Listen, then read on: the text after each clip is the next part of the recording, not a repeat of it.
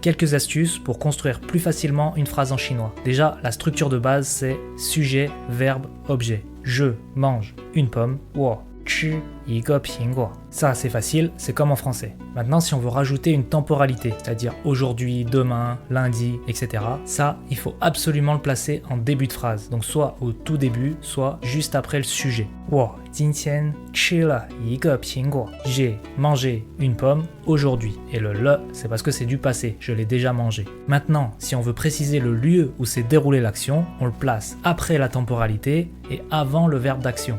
我今天在学校吃了一个苹果. J'ai mangé une pomme aujourd'hui à l'école.